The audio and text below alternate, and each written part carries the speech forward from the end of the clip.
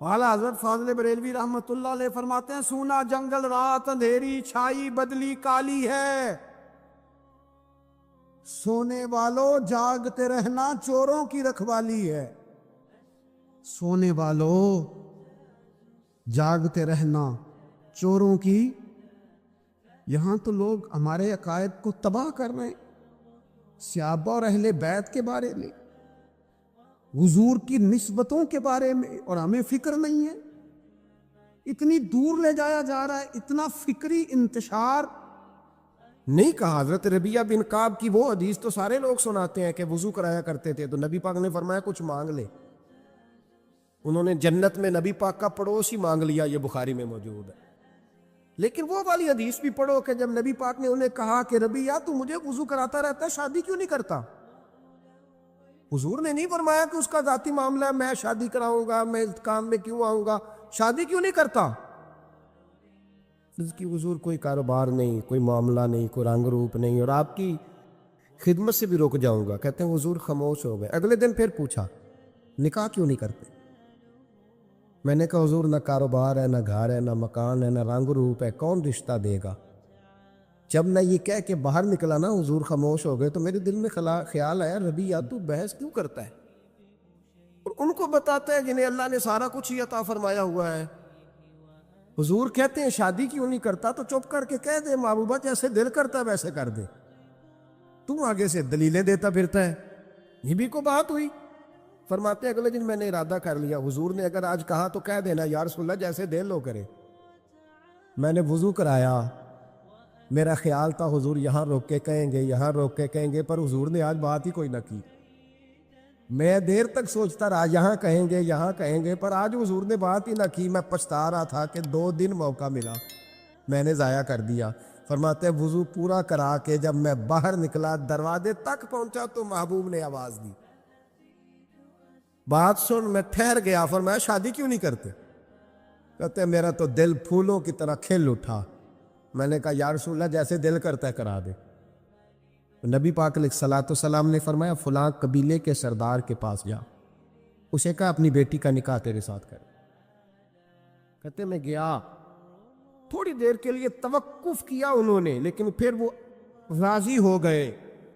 میں واپس آیا، سنو یہ جی اس کا ذاتی معاملہ ہے، لیکن نبی پاک نے دیکھا کہ اس کو ضرورت ہے میری، اس کا نکاح نہیں ہو رہا، گھر نہیں آباد ہو رہا، تو حضور نے پورا کردار ادا کیا۔ میرے محبوب کریم علیہ الصلوۃ والسلام نے حضرت حارثہ بن نعمان کو بلایا، فرمایا تیرا ایک مکان خالی ہے؟ کہ یا رسول اللہ ہاں۔ فرمایا یہ میرے ربیعہ کو دے دے، اس میں رہا کرے گا، دلہن کو لائے گا۔ حضرت بریدہ اسلمی کو بلایا، فرمایا ایک کھجور کی گٹھلی کے برابر سونا چاہیے۔ یا رسول اللہ کس لیے؟ فرمایا میرے اس غلام نے اپنی بیوی کو حق مہر دینا ہے۔ حضرت سیدنا عثمان غنی کو بلایا، تیسرے صحابی، فرمایا ایک مینڈے کا بندوبست تو نے کر کے دینا ہے۔ حضور کس لیے؟ فرمایا میں نے اپنے غلام کا ولیمہ کرنا ہے، بکرے کا بندوبست کر۔ ساری تیاریاں کر کے دیں۔ حضرت ربیعہ کہتے ہیں جب میں دلہن بیاہ کے گھر لایا تو میرے دوست یار رشتہ دار مبارک دینے آئے، کہنے لگے تیری کیا بات ہے، شادی بھی اعلیٰ خاندان، ولیمہ بھی، اور کھجور کی گٹھلی کے برابر حق مہر بھی۔ تو حضرت ربیعہ رو پڑے، فرمانے لگے میں تو کالا کلوٹا حبشی غلام تھا، سلام بھی کوئی نہیں لیتا تھا، مجھے مبارک نہ دو، میرے مصطفیٰ پہ درود و سلام پڑھو۔ یہ سارا حضور کا کرم ہے۔ کہتے ہیں اس کا ذاتی معاملہ ہے، بھئی سارا دن تیرے ساتھ رہتا ہے، اٹھتا بیٹھتا ہے، تیری نوکری کرتا ہے، تو نے کبھی پلٹ کے دیکھا ہی نہیں، تو نے کبھی اشک شوئی نہیں کی، تو نے اتنا ٹائم ہی نہیں دیا کہ تیرے کندھے پہ سر رکھ کے رو سکے، تیری توجہ ہی نہیں۔ نبی رحمت علیہ السلام دائیں بائیں والوں، آگے پیچھے والوں کا خیال رکھتے، جہاں جس کو ضرورت ہوتی حضور اس کی ضرورت میں پہنچتے، اشک شوئی کرتے، نبی پاک پیار کرتے۔ کہتے ہیں اس کا ذاتی معاملہ ہے، میں کیا کروں؟ سنو حضرت جابر بن عبداللہ رضی اللہ تعالیٰ عنہ کے جو والد تھے نا حضرت عبداللہ بن عمر رضی اللہ تعالیٰ عنہ، وہ اعلیٰ ترین احد کے شہید ہیں کہ نبی پاک فرماتے ہیں رب کریم نے خود ان سے گفتگو فرمائی ہے، خود ان سے گفتگو کی اللہ تبارک و تعالیٰ نے۔ حضرت جابر بن عبداللہ کے والد عبداللہ بن عمر احد میں شہید ہو گئے تھے۔ 6 یا 10 بہنیں تھیں ان کی، قرضے چڑھ گئے، کاروبار میں نقصان ہو گیا۔ ضروری نہیں کہ کوئی آدمی دھوکے باز ہی ہو تو وہ مقروض ہوتا ہے، یہ ضروری نہیں۔ تلک الایام نداولھا بین الناس، اللہ لوگوں کے دن پھیرتا ہے، حالات تبدیل کرتا ہے۔ اب سیابی پہ کچھ شک کر سکتا ہے؟ لیکن حضرت جابر کہتے ہیں اتنا قرضہ چڑھ گیا کہ ایک ایک بال میرا قرضے میں ڈوب گیا۔ قرضے بڑے دینے تھے، مقروض آتے، تنگ کرتے۔ خود نبی کریم علیہ السلام نے فرمایا ہے کہ جو مقروض ہوتا ہے وہ قیدی ہوتا ہے، جب تک قرض دے نہیں لیتا اتنی دیر تک وہ آزاد نہیں ہوتا۔ حضرت جابر ابن عبداللہ کہتے ہیں میرے باغ میں کھجوریں پکی تھی، یہ بخاری میں بھی ہے، کنز العمال میں بھی ہے، ابن کثیر میں بھی ہے، امام حلبی نے سیرت حلبیہ میں بھی لکھا ہے، بیسیوں درجنوں کتابوں میں آپ کو روایت ملے۔ فرمانے لگے کھجوریں جب میری پک کے تیار ہو رہی تھی تو مقروض جب پیسے لینے آتے تو میں کہتا قرضے یہ کھجوریں پکتی ہیں تو دیتا ہوں۔ یہ ہم پنجاب کے لوگ کیا کہا کرتے تھے، ہاڑی سونی جی، یہاں چاول کی فصل پہ، یہاں گندم کے، ہم نے تو کپڑے لیے ہوتے تھے ادھار دکانوں سے کہ فصل پکتی ہے تو پھر دے دیتے ہیں، کہ کھجوریں پکتی ہیں تو دیتا ہوں۔ فرماتے پتہ مجھے بھی تھا کھجوریں زیادہ تھوڑی ہیں اور جن کے پیسے دینے ہیں وہ پیسے، فرماتے ہیں کھجوریں پک گئی، اتاری تو یہ تو 11 گنا بھی اور ہو تب بھی قرضہ نہیں اترتا۔ کہتے ہیں میں نے دوستوں سے، یاروں سے، رشتہ داروں سے، وہ جو کہتے ہیں نہیں کوئی حکم ہوا تو بتانا، پھر جس دن بندہ حکم بتاتا ہے اس دن کہتے ہیں آج سویرے ہی بچہ پیسے لے گیا، یہ تو 2 گھنٹے پہلے بتاتا تو تیرا کام، ہنس رہے ہیں آپ بیچ بیچ میں سے، 2 گھنٹے بس لیٹ ہیں آپ، بلکہ کئی تو پونے گھنٹے کا ٹائم دیتے ہیں، کہتے ہیں پونا گھنٹہ پہلے تو آ جاتا تو تیرا کام بس، اور جب بھی آپ فون کرو سے اگلی دفعہ کرے تو پھر شاید آدھے گھنٹے کا ٹائم دے دیں کہ آدھا گھنٹہ ہو گیا تو لیٹ ہو گیا، ورنہ کام بالکل تیار تھا۔ اور ہمارے زمانے میں تو دوستی قائم رکھنی ہے تو صرف اس سے رہ سکتی ہے جسے آپ کام نہ بتائیں، حالانکہ اس دوست کا کیا مطلب، دنیا تے جو کام نہ آیا اوکھے سوکھے ویلے، اس بے فیضے سنگی کولوں بہتر یار اکیلے، کیا مطلب ہے، کام بتایا تو رفو چکر ہو گیا، منع کیا ہوا اس بات۔ میرے رسول کائنات علیہ السلام کے صحابی کہتے ہیں سب سے کہا پر کسی نے نہ سنی، جب میں تھک گیا نا تو میں دروازہ رسول پہ چلا گیا، یا رسول اللہ، یا رسول اللہ، یا رسول اللہ، حضور قرضے زیادہ ہیں، کھجوریں کم ہیں، یہودیوں کے پیسے ہیں وہ مانتے نہیں، نبی پاک نے فرمایا ان سے کہو تھوڑے تھوڑے لے لیں باقی پھر دے، حضور نہیں مانتے۔ حضور کہہ سکتے تھے سلمان جاؤ بات کر کے آؤ، جاؤ بلال، صہیب جاؤ، کون جاتا ہے مقروضوں کی سفارش کرنے، کہتا ہے بھائی میں نہیں بیچ میں آؤں گا، اتنے پیسے اوہ ہو، میں اپنے موبائل فون بند کر جاتے، کو پوچھے نہ۔ لیکن نبی کریم علیہ السلام نے فرمایا سنو، خود رسول پاک، خود نبی پاک نے، حضور نے فرمایا چل میں تیرے ساتھ چلتا ہوں، چل میں تیرے ساتھ چلتا ہوں، مقروض کے ساتھ، امیر کے ساتھ نہیں، اس کے ساتھ نہیں جس نے پیسے لینے ہیں، بلکہ حضور مقروض کے ساتھ، گرے ہوئے کے ساتھ چلے، چل میں چلتا ہوں۔ یہودی تک گئے، فرمایا کچھ لے لے، یہ بیچارہ دھوکے باز نہیں الجھ گیا ہے، غربت، کچھ لے لے باقی پھر دے دیں گے، کہنے لگا سارے ہی لینے ہیں۔ جب اس نے بات نہ مانی تو پھر یہ اللہ کے رسول ہے نا۔ اعلیٰ حضرت فرماتے ہیں میرے کریم سے گر قطرہ کسی نے مانگا، دریا بہا دیے، دوربے بہا دیے۔ یہ دوربے کیا ہوتے ہیں؟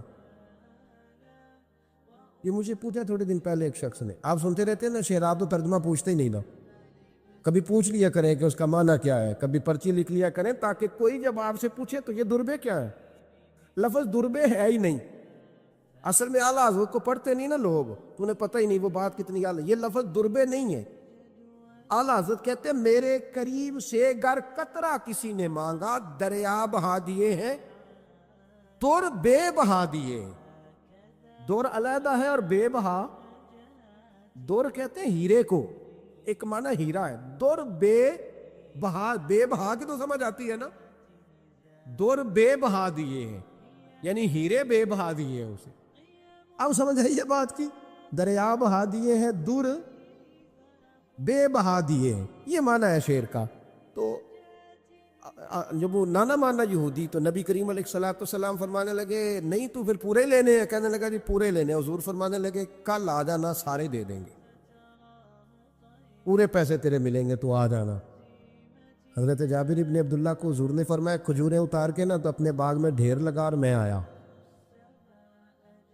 حضرت عمر حدیث کے راوی ہے، فرماتے ہیں بس رسول پاک چل پڑے۔ حضور نے کندھے پہ رومال رکھا، حضور چل پڑے۔ کوئی چٹائی نہیں بچھائی، حضرت جابر کہتے ہیں، کوئی صوفہ نہیں رکھا، وہ پھولوں کے ہار نہیں۔ حضور آئے، 2-3 چکر میرے باغ کے لگائے اور کھجوروں کے ڈھیر کے پاس بیٹھ گئے۔ فرمایا بلا جس کے پیسے دینے، بلا، اب تنگی داماں پہ نہ جا، اور بھی کچھ مانگ، بلا۔ فرماتے بندے کو بلایا، حضور نے فرمایا کتنے پیسے؟ حضور اتنے درہم دینار ہے۔ فرمایا کھجوریں تولتا جا اور دیتا جا۔ فرماتے میں دیتا گیا، میں نے کہا حضور اس کے پیسے پورے ہو گئے۔ حضور مسکرا کے فرمانے لگے چل 4-5 کلو کھجوریں اضافی دے دے، کوئی عرض نہیں۔ کہتے ہیں وہ بھی دے دی۔ حضور نے فرمایا بلا دوسرے کو، فرمایا اس کو بھی بلایا، تولتا گیا، دیتا گیا، حضور پورے ہو گئے۔ نبی کریم علیہ الصلوۃ والسلام نے فرمایا چل 4-5 کلو کھجوریں زیادہ دے دے۔ کہتے ہیں قرضے بھی دے دیے، 5-5 کلو کھجوریں بھی زیادہ دے دی۔ محبوب اٹھے، کچی زمین پہ بیٹھے تھے، حضور نے لباس مبارک کو جھاڑا، رومال کندھے پہ رکھا، فرمایا میں مسجد جا رہا ہوں، وہاں آ کے مجھے خبر دینا، وہاں آ کے مجھے بتلانا کہ جب میں آیا تھا تب کھجوریں زیادہ تھی کہ جب واپس گیا ہوں تب زیادہ ہے۔ وہاں مجھے آ کے اطلاع دینی ہے، بتانا ہے مجھے، وہاں آ کے میں جا رہا ہوں، مجھے بتانا ذرا وہاں آ کے۔ حضرت جابر ابن عبداللہ کہتے ہیں میں نے کھجوریں تولی، میں تھک گیا، میں تھک گیا، ڈھیر تو چھوٹا تھا پر وزن ہی بڑا نکلا۔ کہتے ہیں میں تھک گیا، جتنی دی تھی نا اس سے زیادہ تول کے باقی پڑی رہنے دی۔ میں مسجد میں گیا، ذرا لفظ سننا حدیث کے، کہتے ہیں مسجد میں گیا، جا کے عرض کی یا رسول اللہ میں تول آیا ہوں، جب آپ آئے تھے تھوڑی تھی اور جب واپس آئے ہیں تو کئی گنا بڑھ گئی ہے۔ حضور نے پتہ کیا فرمایا؟ فرمایا یہ بات نا جو تو نے مجھے بتائی ہے، یہ بات ذرا میرے عمر فاروق کو بھی بتا، عمر بڑا راضی ہوگا، عمر کو بھی بتلا یہ بات۔ گویا نبی پاک کے معجزات کی، فضائل کی، شمائل کی باتیں جب بتائی جاتی تھیں صحابہ کے دل ٹھنڈے ہوتے۔ عمر کو بھی بتا، عمر راضی ہوں گے۔ جناب جابر ابن عبداللہ رضی اللہ تعالیٰ عنہ فرماتے ہیں میں حضرت عمر کے پاس گیا، میں نے کہا عمر میری یہ رائے تھی کہ جتنی میری کھجوریں ہیں 11 گنا اور بھی اتنی ہو تو پھر بھی قرضہ نہیں اترتا، لیکن سارے قرضے بھی اترے، 5-5 کلو کھجوریں بھی زیادہ دے دی اور پہلے سے زیادہ کھجوریں پڑی ہیں۔ تو کہتے ہیں حضرت عمر کی آنکھیں روشن ہو گئی، چہرہ مسکرانے لگا، کہنے لگا تو اب بتا رہا ہے نا، اب واپس آ کے رزلٹ سنا رہا ہے، تو صحابہ سے پوچھ لے، جب نبی کریم گئے تھے تو میں نے اسی وقت کہا تھا، حضور کے جاتے ہی میں نے کہا تھا اب دیکھنا رب کریم جابر بن عبداللہ پر ساری ہی رحمتیں نازل فرما دے، اللہ ہر قسم کا کرم فرمائے گا، خیر ہی خیر ہو جائے گی، دیکھ لے میں نے پہلے بتلا دیا۔ میرے نبی پاک سلام چھوٹی چھوٹی باتوں کا خیال رکھتے، چھوٹی چھوٹی چیزوں پر توجہ دیتے، خیال کرتے کس کو کس وقت کس چیز کی کہاں حاجت ہے، اس کی وہ حاجت پوری کی جاتی، اس کا دھیان رکھا جاتا۔ حضرت جابر خود فرماتے، یہ مسلم کے لفظ ہے، فرماتے ایک دفعہ میں حضور کے ساتھ جہاد پہ گیا تھا، میرا اونٹ کمزور تھا، میں پیچھے رہ گیا۔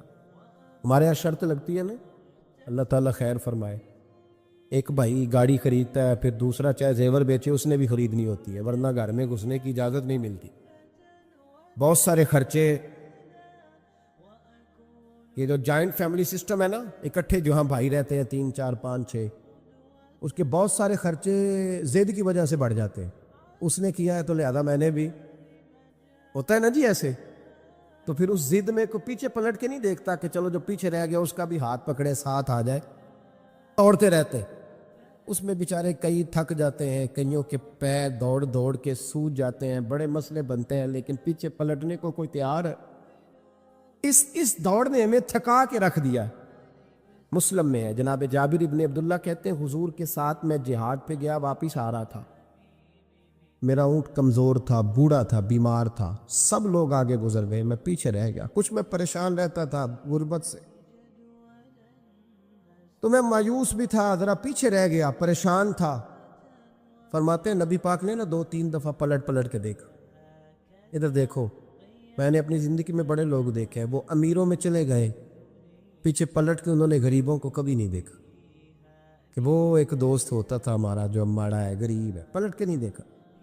کہتے ہیں نبی کریم علیہ الصلاۃ والسلام نا آگے گئے، سب سے آگے۔ حضور نے 2 4 5 دفعہ نا پیچھے پلٹ کے دیکھا۔ جابر ابن عبداللہ کہتے ہیں جب میں نظر نہ آیا تو میرے محبوب کا انداز کریمانہ دیکھیں، حضور اعلانیہ فرمانے لگے، بھئی مجھے جابر نہیں نظر آ رہا۔ بے خبر ہو جو غلاموں سے، واقعہ کیا ہے؟ واقعہ کیا ہے؟ یہاں ہمارے استاد جب یہ حدیث پڑھا رہے تھے نا، یہ حدیث پڑھا رہے تھے تو اچانک رونے لگ گئے۔ میں نے کہا حضور کیا ہوا، رو کیوں پڑے؟ تو کہنے لگے یار سوچتا ہوں جو محبوب جہاد سے واپسی پر اپنے غلاموں کو نہیں بھولے، وہ میدان محشر میں کیسے بھول جائے؟ وہ وہاں بھی پوچھیں گے فلانا کدھر گیا، فلانا کدھر گیا، ایک ایک کا نام لیں گے۔ حضور نام لیں گے ہماری موج بن جائے گی۔ نبی کریم نے پلٹ کر کے دیکھا، جابر نہیں نظر آ رہے۔ حضور ان کا اونٹ کمزور ہے، پیچھے رہ گئے۔ حضور نے یہ نہیں فرمایا کہ ذرا آہستہ کرو ساتھ، یہ نہیں فرمایا، بلکہ نبی پاک نے فرمایا تم چلو۔ قافلہ چلتا رہا، حضور نے گھوڑا پیچھے کی طرف موڑا، سب سے پیچھے آئے۔ جناب جابر کہتے ہیں پیچھے میرے پاس۔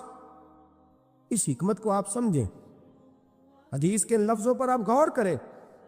ایک کہہ کے کہنا ذرا اس کو میرے پاس لاؤ، یہ بات اور ہے، ذرا آہستہ ہو جاؤ، وہ بھی ساتھ مل جائے۔ لیکن یہ معنی اور ہے کہ غریب جہاں بیٹھا ہے اس کے پاس خود چل کے جانا۔ حضور خود پلٹ کے پیچھے آئے اور فرماتے میں جو کہ پریشان تھا تو محبوب میری طرف دیکھ کے فرمانے لگے اس کو دوڑاتا کیوں نہیں، پیچھے کیوں رہ گیا؟ تو کہتے ہیں مایوس بندہ، پریشان بندہ کبھی کبھی وہ اس طرح بولتا ہے کہ جیسے کڑ رہا ہے، تھوڑا سا نا سخت ترش باتیں بھی کرتا ہے۔ کہتے ہیں میں نے اس عالم میں نا، میں نے کہا حضور اس قابل ہوتا تو سب کے ساتھ مل نہ جاتا، کمزور ہے، ماڑا ہے، مہران ہے، اور وہ بھی پرانی جو چل ہی نہیں سکتی، یہ کہاں یا رسول اللہ دوڑے گا، اس قابل ہی نہیں ہے۔ حضور اس قابل ہوتا تو قافلے کے ساتھ نہ ہوتا۔ کہتے ہیں حضور نے میری طرف توجہ فرمائی، میں باتیں کر رہا تھا اپنے اندر کی پریشانی کی تو حضور مسکراتے جا رہے۔ حضور کے ہاتھ میں چھڑی تھی، فرمانے لگے ایسے ہی تو باتیں کر رہا ہے۔ نبی پاک نے اونٹ کی پشت پہ چھڑی لگائی اور فرمایا تو دوڑتا کیوں نہیں؟ بڑے ہلکے سے مسکرا، اوے تو دوڑتا کیوں نہیں؟ تو جناب جابر بن عبداللہ کہتے ہیں جو سب سے پیچھے تھا نا وہ سب سے آگے نکل گیا، وہ دوڑتا گیا، دوڑتا۔ فرماتے ہیں میرا چہرہ بھی عجیب سا، لوگ میرے انداز دیکھیں کہ یہ کیسے آگے نکل گئے، کیسے، کبھی نہ سوچ یہ کیسے نکل گیا، بس سمجھ لے آگے وہی نکلا ہے جسے مصطفیٰ کی تھپکی مل گئی ہے۔ تو یہ نہ کہ سیاست کر گیا، چلاکی کر گیا، بس تھپکی مل گئی تو بات بن گئی۔ کہتے ہیں میں نکل گیا آگے، حضور کی تھپکی جو ملی تھی۔ حضرت جابر بن عبداللہ کہتے ہیں حضور گھوڑا دوڑا کے میرے پاس آئے، خود حضور نے میرا اونٹ تیز کرایا نبی پاک کی برکت سے۔ تو قریب آ کے فرمانے لگے ٹھہر جا یار، ہم بھی تیرے قافلے میں، ہمیں بھی ساتھ لے لے۔ فرماتے اب تو میں رو ہی پڑا کہ خود بھیک دے، خود ہی کہے منگتے کا بھلا ہو، ٹھہر جا یار ہمیں بھی ساتھ لے لے۔ جناب جابر بن عبداللہ رضی اللہ تعالیٰ عنہ فرماتے ہیں کہ جگہ پڑاؤ کیا، رکے، ٹھہرے کھانے پینے کو، نماز پڑھنے۔ نبی کریم نے مجھے بلایا، میں حاضر ہوا تو کہا یا رسول اللہ حضور حکم؟ تو محبوب فرمانے لگے جابر یار تیرا اونٹ میں نے نرالا ہی دیکھا، بوڑھا ہو کے سب سے آگے نکل جاتا ہے، بیمار ہو کے، کمزور ہو کے۔ کہتے ہیں میں چہرہ دیکھتا جا رہا ہوں کہ حضور سارا ہی پتہ ہے آپ کو، میں کیا عرض کروں؟ تو محبوب فرمانے لگے پسند آ گیا، بیچ نہیں دیتے میرے ہاتھ؟ کہا یا رسول اللہ آپ رکھ لیں، حضور آپ کا یہ۔ فرمایا نہیں میں پیسے دوں گا۔ کتنے کا ہے؟ کہا یا رسول اللہ آپ رکھ لیں۔ فرمایا پیسے دوں گا۔ یا رسول اللہ مارکیٹ میں جاؤں تو 6-7 دینار کا بکے گا۔ فرمایا نہیں بھائی میں تو پورے 10 دوں گا، 6-7 نہیں، میں تو پورے حساب سیدھا، 6-7 کا کیا حساب ہوا، 10 پورے کا۔ حضور پھر بندہ نوازی ہے نا، کون بول سکتا ہے؟ حضور نے فرمایا بلال تیرے پاس 10 دینار تھے؟ حضور ہیں۔ فرمایا ان کو دے دو، اونٹ کے پیسے رکھ لو اور مال نہ مدینے جا کے دے دے۔ جابر بن عبداللہ کہتے ہیں میں مدینے گیا شام کو، میں نے نا کبھی اپنے اونٹ کی اتنی خدمت نہیں کی جتنی اس دن کی۔ میں نے اسے بڑے پیار سے نہلایا، میں نے نئی رسی خرید کے اسے نکیل ڈالی، آج محبوب کی بارگاہ میں لے کے جانا ہے۔ کہتے ہیں تیاری کر کے نا، تیاری پوری تیاری کر کے، تن تندور ہڈاں دا بالن تے اسی ہاواں نال تپایا، کپ کپ مکیاں پیڑے کیتے، عشق پلیتھن لایا، تن دا سالن تے من دی ہانڈی، اتو نون صبر دا پایا، غلام فریدا وے میں ساری تیری، تینوں اجے یقین نہیں آیا۔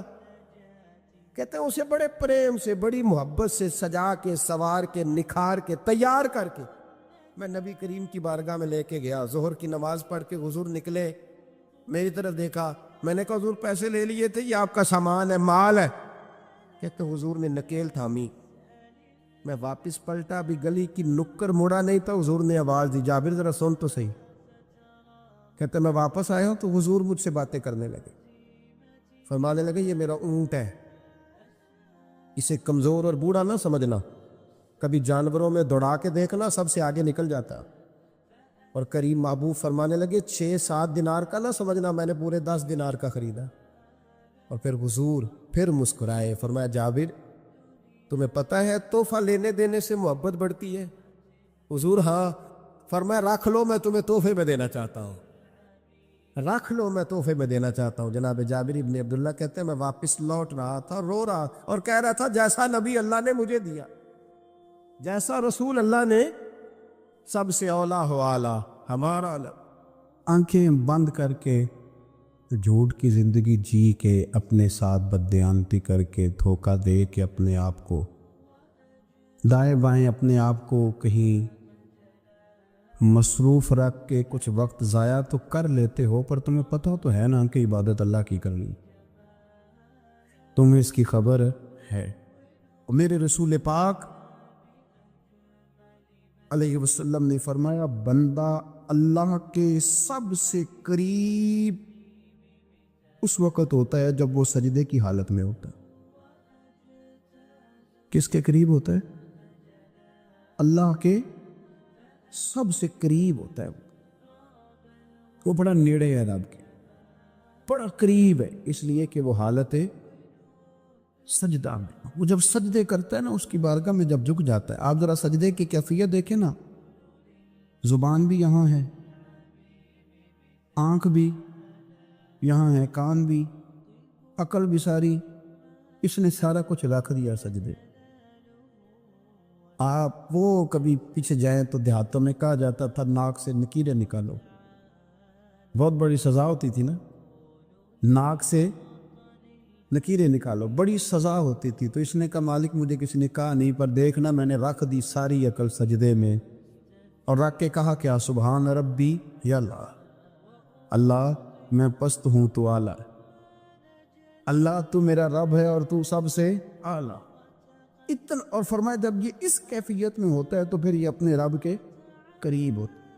میرے نبی کریم علیہ الصلاۃ والسلام نے مصلی سے دل لگانے کا درس دیا، حضور نے توجہ دلائی، صحابہ اس ذوق کے حامل لوگ تھے، وہ کوشش کرتے تھے۔ جناب صدیق اکبر رضی اللہ تعالیٰ عنہ کا عبادت کا مزاج ہمیشہ قائم رہا۔ حضرت عمر فاروق ساری رات اللہ کے حضور کھڑے رہے۔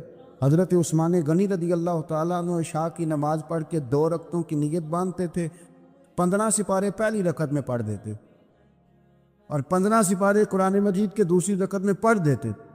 آپ نے نا حضرت عمر فاروق کے وصال کے بعد ان کی ایک بیوہ سے نکاح کیا، حضرت عثمان غنی نے نکاح کیا۔ وہ خاتون آپ کے نکاح میں آئیں تو عرض کرنے لگی امیر المومنین میرے لیے اعزاز تو بہت ہے کہ میں امیر المومنین کی بیوہ تھی تو امیر المومنین کی منکوحہ ہو گئی ہوں، لیکن حضور نہ تو میں جوان ہوں کہ میرے اندر رغبت ہوتی اور نہ میں اب اس قابل ہوں کہ کوئی خدمت کر سکوں، میرے ساتھ نکاح کی وجہ کیا بنی؟ عثمان غنی رو پڑے، فرمانے لگے میں نے عمر فاروق کو مسجد میں اپنے رب سے ڈرتے ہوئے دیکھا، میں نے اسے روتے ہوئے دیکھا، عدل کرتے دیکھا، انصاف کرتے دیکھا، امت کی خیر خواہی کرتے دیکھا۔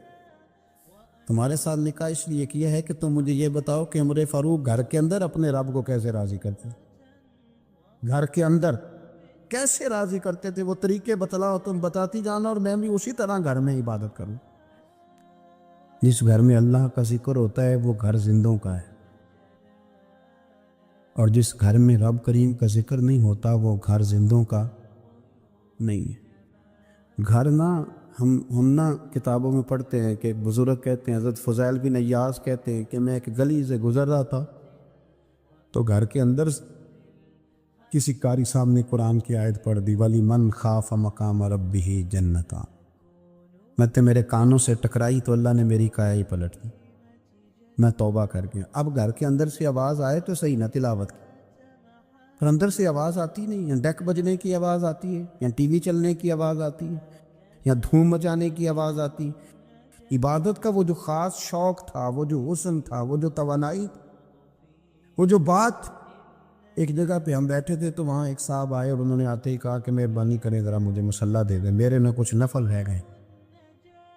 تو میں نے وضو کر لیا تو کوئی مصلی مل جائے، مصلی انہیں دے دیا گیا، وہ مصلی لے کے چلے گئے۔ تو پیچھے ایک صاحب نے تبصرہ کیا کہ انہوں نے کتنا ریاکار بندہ ہے، لوگوں کو دکھا رہا ہے کہ میں نفل پڑھتا ہوں، ہے کو بات کرنے والی۔ میں نے اسے کہا، میں نے کہا تو مہربانی کرنا، اس طرح کی ریاکاری تو بھی کر، پکڑ مصلی اور جا تو بھی تھوڑی ریاکاری کر کے آ، اٹھ ذرا شکر کر، کوئی یہ ریاکار بھی ملا ہے، کوئی نفل پڑھ کے ریاکاری کر رہا ہے۔ اللہ کا میں کہتا ہوں کو پڑھے تو صحیح نہ، یا یہ کوئی دور ہے نفل پڑھنے کا؟ اس میں تو لوگوں کا مزاج ہی نہیں، طبیعت ہی نہیں۔ میں نے کہا چل مہربانی کر یہ دے مصلی اور تو بھی جا تھوڑی سی کاریا ریاکاری کرو تو صحیح نا، مزاج ہی نہیں، ذوق۔ جمعے کی نماز پڑھ کے یوں دنیا بھاگتی ہے، او ہو پتہ نہیں کون سی پیچھے آگ تھی جو بجھائی جائے گی۔ اور آج تک لوگ مسئلہ پوچھ رہے ہیں کہ جمعے کی بعد والی سنتیں کتنی ہوتی ہیں۔ میں نے کہا کتنے سال ہو گئے جمعہ پڑھتے، کتنے سال ہو گئے، ابھی تک سنتوں کا نہیں پتہ، ابھی تک نہیں علم کے پہلے کتنی رکھتے ہیں اور بعد میں کتنی رکھتے ہیں۔ فجر کی سنتیں کب پڑھنی چاہیے؟ سنو فجر کی سنتوں کے بارے۔ میرے رسول کریم سید عالم صلی اللہ تعالیٰ علیہ وسلم سے ایک صحابی نے پوچھا تھا، حضور میری فجر کی سنتیں رہ گئیں یا رہ جاتی ہیں تو حکم کیا ہے؟ کیا انداز ہے حضور کا، بخاری مسلم کے لفظ سنو۔ حضور سید عالم صلی اللہ علیہ وسلم فرمانے لگے، اس نے کیا پوچھا تھا؟ حضور جواب کیا دیتے؟ فرمایا فجر کی سنتیں کبھی نہ چھوڑنا، فجر کی پہلی 2 سنتیں کبھی نہ چھوڑنا۔ یا رسول اللہ صلی اللہ تعالیٰ علیہ وسلم میری رہ گئی ہیں، رہ جاتی ہیں۔ فرمایا فجر کی 2 سنتیں نہ چھوڑنا، فرمایا فجر کی پہلی 2 سنتیں مجھے دنیا اور دنیا کے اندر جو کچھ ہے وہ سب سے زیادہ پیاری ہے۔ فجر کی 2 سنتیں دنیا اور دنیا میں جو کچھ ہے مجھے وہ سب سے زیادہ پیاری ہے، اس لیے فجر کی سنتیں نہ چھوڑ۔ اپنا ذوق، اپنی طبیعت، ہم نے نا ذوق غلط بنا لیا۔ اگر 20 بندے کہہ بھی دیں گے تو نے بڑی شاندار تلاوت کیا تو کیا اس سے بنے گا؟ 100 بندہ کہہ بھی دے تیری کیا بات ہے، کیا بات ہے نعت خاں کی، کیا بات ہے علامہ صاحب کی، پیر صاحب کی، پیر مہر علی شاہ صاحب رحمۃ اللہ علیہ۔ آپ تشریف فرماتے تو آپ کے ایک ہی بیٹے بابو جی جن کو کہا جاتا ہے، جس دن صاحبزادے پیدا ہوئے تو خادم نہ وہاں سے نکلا۔ ان لوگوں کے شوق اور طرح کے تھے نا، تو ان کی توجہ بھی اپنے شوق کی طرف رہتی۔ تو خادم نکلا اندر سے، پیر صاحب مبارک ہو، پیر صاحب مبارک ہو، پیر صاحب مبارک ہو، پیر صاحب مبارک، وہ شور کر رہا ہے۔ تو پیر صاحب کو وجد ہو گیا، اللہ اکبر، اللہ اکبر، اللہ، کیا ہوا؟ کس چیز کی مبارک دے رہے ہو؟ اس کی حضور اللہ نے بیٹا دیے۔ تو آپ فرمانے لگے اچھا حضور آپ کیا ہوا، آپ تو پریشان ہو گئے۔ فرمانے لگے جب تو نے 3 دفعہ کہا نا مہر علی کو مبارک ہو تو میں سمجھا تھا شاید تجھے کسی نے بتا دیا ہے کہ مہر علی سے اللہ راضی ہو۔ میں سمجھا تھا کہ شاید تو یہ خبر لے کے آیا ہے کہ کسی نے بتایا ہے کہ مجھے آج خبر ملی ہے کہ مہر علی سے رب، اچھا پتر ہوا ہے، الحمدللہ اللہ کا شکر ہے، پر میرے لیے مبارک کا دن وہ ہوگا جب میرا رب کہے گا کہ میں مہر علی سے راضی، میرے محبوب کہیں گے کہ میں مہر علی سے۔ آپ بات کو سمجھے، شوق ہی کسی اور طرف تھا، دل ہی کہیں اور لگا ہوا تھا، طبیعت ہی کہیں اور مائل تھی۔ کوئی وظیفہ پوچھتے تھے تو پڑھتے تھے وہ لوگ، کچھ اللہ اللہ انہیں بتائی جاتی تھی تو کرنے کا ذوق رکھتے تھے، طبیعت تھی، قائل تھے۔ حضرت ربیع کہتے ہیں میں بڑی دور سے سفر کر کے گیا حضرت اویس کرنی سے ملنی، بڑی دور سے، اور جب میں پہنچا تو فجر کا وقت تھا، تو حضرت اویس کرنی کو میں نے پا لیا، تو وہ نماز پڑھ کے نا قرآن شریف لے کے بیٹھ گئے۔ فرماتے ہیں اشراق چاشت کا وقت ہوا تو نفلوں کی نیت باندھ لی۔ محدث ابن الجوزی نے لکھا ہے، فرماتے ہیں پھر جب زوال کا وقت ہوا تو مسجد میں جھاڑو دینے لگ گئے۔ زور کی نماز پڑھ کے تو عصر کی تیاری تک وہ مسجد میں بیٹھے رہے، اور میرے نبی پاک علیہ السلام نے فرمایا جو نماز کے انتظار میں بیٹھا ہو وہ نماز ہی میں ہے، وہ نماز ہی میں ہے۔ فرمایا میری دنیا، میری امت کی جو رہبانیت ہے نا وہ اتنی ہے کہ نماز کا انتظار کرے، اذان کے بعد نماز کا یہ راہب ہے، یہ اس وقت چھوڑ کے بیٹھے ہیں ذرا۔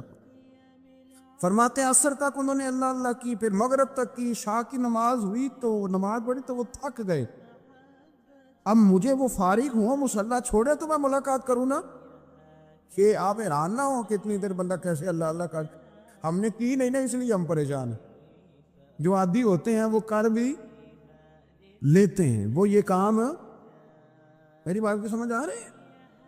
جب جاتے ہو کسی دفتر میں تو 8 گھنٹے کھڑے رہ لیتے ہو نا، مجبوری ہوتی ہے تو کھڑے رہا جا سکتا ہے۔ پاسپورٹ کا دفتر، بولیے، امیگریشن کی لائنوں میں، اور میں نے تو ایمبیسیوں میں بندے 12 گھنٹے پہلے جا کے کھڑے دیکھے، رہ لیتے ہیں کھڑے۔ تو اگر ان کاموں کے لیے رہا جاتا ہے تو اللہ رسول کے لیے بھی کھڑے رہا جا سکتا ہے۔ تو فرمانے لگے کہ جب عشاء کی نماز کے بعد آخر انسان تھے، تھک گئے، نیند کا غلبہ ہوا تو تھوڑی ایسے آنکھ بند ہوئی تو کھلی تو رونے لگے۔ حضرت ویسے کر دیا، رو کے کہنے لگے مالک مجھے غافل تو نہ کر، ابھی میں نے کیا بھی کچھ نہیں، دن ختم ہو گیا، کوئی نفل نہیں، کوئی اللہ اللہ نہیں، اللہ مجھے غافل نہ کر، میری مدد فرما۔ فرماتے ہیں جب وہ روئے تو میرے ساتھ جو شخص تھا میں نے کہا اٹھو چلیں، کہنے لگا حضور ملا نہیں، فرمایا جو میں لینے آیا تھا وہ مجھے مل گیا ہے، جو میں ان سے سیکھنے آیا تھا وہ مجھے نصیب ہو گیا، اب اور میں نے کیا لینا، ختم ہو گئی بات، اٹھو چلیں۔ اللہ کے بندوں نے حضرت ربیعہ بن کعب اسلمی رضی اللہ تعالیٰ عنہ فرماتے ہیں، کہتے ہیں جب بنو قریظہ اور بنو نذیر یہودیوں کے ساتھ حضور علیہ السلام نے جنگ کا اعلان فرمایا تو وہ دشمن ہو گئے، ہمیں خطرہ تھا کہ وہ رات کو کہیں محبوب کو تکلیف نہ دیں، تو کچھ لوگ نا تلواریں لے کے نبی پاک کے دروازے پہ پہرے داری کرتے تھے۔ گن مین رکھنا حرام نہیں، اگر کسی کو واقعی خطرہ ہو تو اس کے لیے سنت بھی ہے۔ حضرت علی المرتضیٰ تلوار لے کے حضور کے گھر کا پہرا دیتے تھے۔ حضرت ربیعہ بن کعب اسلمی رضی اللہ تعالیٰ عنہ فرماتے ہیں کہ رات میری ڈیوٹی تھی کہ میں حضور کے گھر کا پہرا دوں گا، تو فرماتے ہیں میں باہر سن رہا تھا، ساری رات ہی میرے نبی پاک نے اللہ کی تسبیح پڑھی، ساری رات، کبھی تسبیح، کبھی تہلیل، کبھی تحمید، کبھی تکبیر، ساری رات۔ فرماتے ہیں ساری رات حضور پڑھتے رہے اور ساری رات ہی میں سنتا رہا، مجھے اونگ آ گئی، میری آنکھ لگ گئی، حضور ابھی پڑھ رہے تھے، میں تھک کے سو گیا۔ اور فرماتے ہیں جب میری آنکھ دوبارہ سے کھلی تو میرے کانوں میں پھر کوئی چیز گونجی، تو میں نے کان لگایا تو میرے حبیب ابھی بھی اللہ کو یاد کر رہے، ساری رات حضور رب کی عبادت کرتے۔ اسی لیے تو کہا یا ایھا المزمل قم اللیل الا قلیلا، حبیب ساری رات تو نہ جاگا کر، تھوڑا آرام بھی کر لیے گا۔ میرے بھائی اپنا مصلی، اپنی عبادات، اپنے وظائف، اللہ اللہ جو آپ نے کسی سے سیکھی ہے اس کو کبھی کمزور نہ ہونے دیں۔ شجرہ شریف جو کسی بزرگ سے آپ لے لیتے ہیں تو کیا رسم ہے کوئی؟ اس پہ کچھ لکھا ہوتا ہے، وہ پڑھنے کے لیے دیا جاتا ہے، اس پہ لکھا ہوتا ہے کہ یہ اللہ اللہ آپ نے کرنی ہے۔ انسان پر اگر کوئی شخص نیکی کر دیتا ہے، احسان کر دیتا ہے، تو انسان اس کے سامنے پھر گردن نہیں اٹھا سکتا، یار یہ میرے مشکل وقت کا دوست ہے، اس نے میرے ساتھ نیکی کی، کبھی بھی گردن نہیں اٹھائے گا، جھکا کے رکھے گا۔ تو اگر عام کوئی نیکی کر دے تو اس کے سامنے انسان کبھی گردن نہیں اٹھاتا، تو جو رب ساری نعمتیں عطا فرمائے، جو کہے کہ تیری تخلیق میں نے کی، تجھ سے پہلوں کو بھی پیدا میں نے کیا، تیرے لیے زمین کا بچھونا بھی میں نے بچھایا، آسمان کی چھت بھی میں نے لگائی، تیرے لیے زمین سے ساری اناج کو، پھل کو، کھیتیوں کو نکالا بھی تیرے لیے۔ اب تو اس طرح کر کہ تو میری عبادت کر، تو میری بارگاہ میں جھک جا۔ بہت سارے نشے لوگوں کو لگے ہوئے ہوتے، ہر آدمی کوئی نہ کوئی نشہ کرتا ہے، کوئی دولت کا کرتا ہے، کوئی شہرت کا کرتا ہے، کوئی اپنی تعریف کا نشہ کرتا ہے، دو چار لوگوں سے تعریف سن کے مطمئن ہو جاتا ہے۔ ناراض تو نہیں ہوگی اس جملے سے؟ آپ کرتے ہیں لوگ دولت کا نشہ بھی، یہ جب نقصان ہوتا ہے تو بندے بیمار نہیں ہو جاتے؟ پیسے ڈوب جاتے ہیں تو لوگ بیمار نہیں ہو جاتے؟ تو اس کا مطلب یہ ہوتا ہے کہ نشہ ٹوٹ گیا ہے۔ اب بہک ہوئے ہیں نا تھوڑے سے تو کانپتے ہیں، تڑپتے ہیں، پریشان۔ نشہ ہی اسی طرح ہی کرتا ہے نا، نہیں ملتا تو پریشان ہوتا ہے۔ یہ سارے نشے ہیں، مختلف قسم کا نشہ۔ ہم مانتے نہیں اس بات کو، تسلیم نہیں کرتے، کیونکہ تسلیم کرنا بڑا مشکل کام ہے۔ اس کے لیے تو بڑی ساری چیزیں جو ہے وہ دبوچ کے اور بڑی سارے رستے پھلانگ کے آنا پڑتا ہے، تو بڑا مشکل ہے ماننا، ورنہ کرتے ہیں ہم، ہمارا مزاج ہے۔ یہ گھومنے پھرنے کا، دنیا دیکھنے کا بھی ایک نشہ ہے، یہ بہت ساری باتیں کرنے کا بھی ایک نشہ ہے، گپ شپ کا بھی ایک نشہ ہے۔ دو چار لوگوں کی جب تک پگڑیاں نہ کھول لیں، بعض لوگوں کو نیند نہیں آتی۔ یہ غیبت کا، چغلی کا، بددیانتی کا، یہ بھی ایک نشہ ہے۔